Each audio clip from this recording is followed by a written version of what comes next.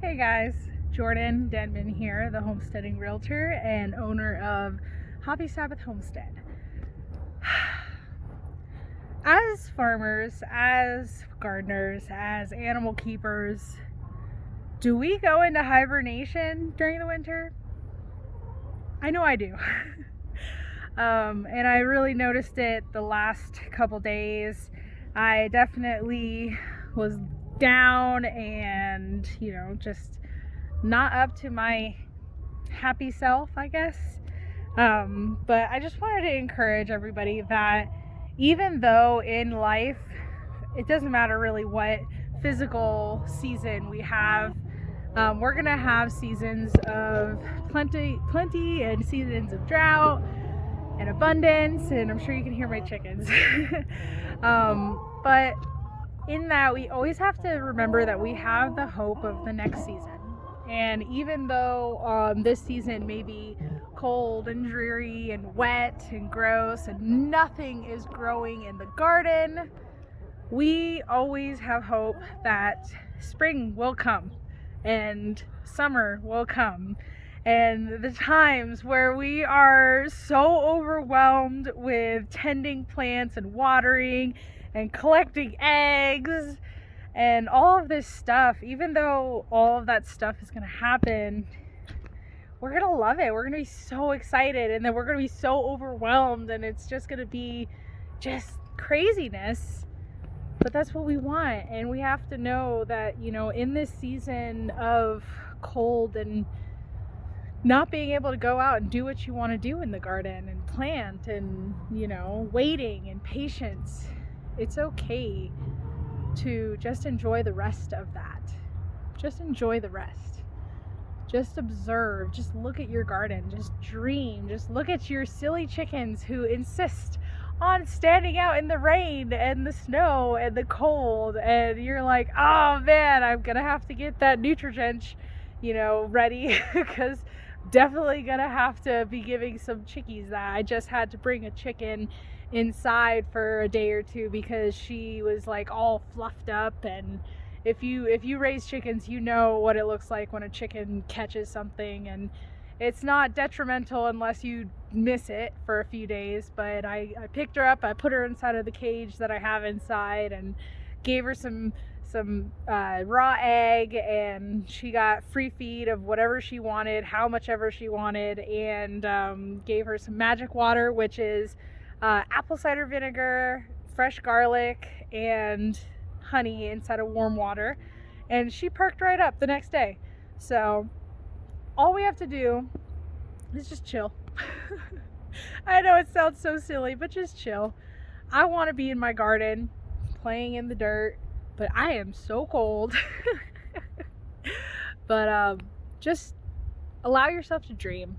I don't know, this may be crazy and frantic and all over the place, but I've just been thinking about it. And I talked to someone today about the Lord and about my past and about all this stuff, and I said to him that I feel like I go into hibernation, and it's hard to find people who are my people, who are like gardeners and animal keepers and all this stuff, because we hibernate. We go into hibernation throughout the winter, and we don't want to do anything, and we're kind of depressed because our whole identity, our whole life is in the garden. And I feel like we do forget about that the beauty of the rest that we get, the beauty of the rest. And that's why I observe the Sabbath, is because, I need that rest every week. I need that day to lay down all of my burdens about work, about life, about everything, and just focus on God. And during the spring and the summer and going into the fall, like, the garden is my church. The garden is where I go to reset and be regenerated and be connected with God. And through the winter, I don't have that. I don't have that as readily available. And so that's why for me, I reached out to a local church, a smaller church, where I can, actually get to know all of my church members and really get deep and talk about what I need to talk about, and not have to put on a face, which you don't have to put on a face when you go to any church, but You know, that's just the culture in a lot of churches. But just give yourself some rest. Give yourself some time to chill. And yeah, but take a look at my gardens. I'm super excited. So that area in there with the I can't point right now because of my I have stuff in my hands, but this area right here, that's going to be for the melons and the squash, and then the beans and the peas. And then in here, let's back up. This is the main garden, and that's going to have like the herbs and the tomatoes and all the peppers and all the things. So I'm very, very, very excited about my garden. That's my makeshift cold frame. It has all of my brassicas in there. But yeah, this is what I dream about all day, is what I'm going to do with my garden. When I lay my head down to sleep at night, I think, what do I have to do in my garden? What do I have to do in my garden?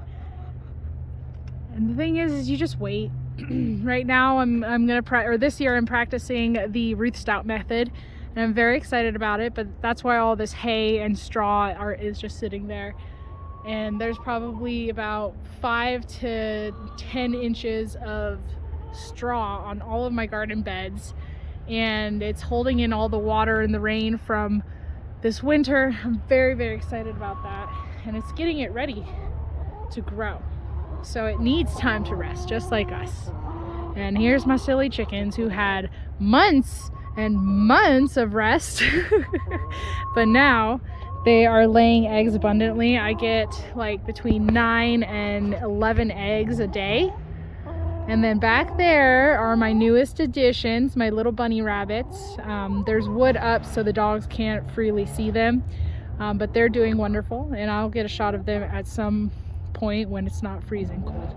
But Milo, let's go inside. But I just want to encourage you guys that you are amazing. Don't doubt yourself. Don't allow yourself to give up or get depressed for too long. You know, you feel your feelings, but be sure to allow yourself to rest and know that you are created by the creator of the universe, of all of these things. Look at it. Look at those trees. They're amazing. So are you. So have a blessed day. I love you. And if you have encouragement for me, I love to be encouraged. So have a beautiful one.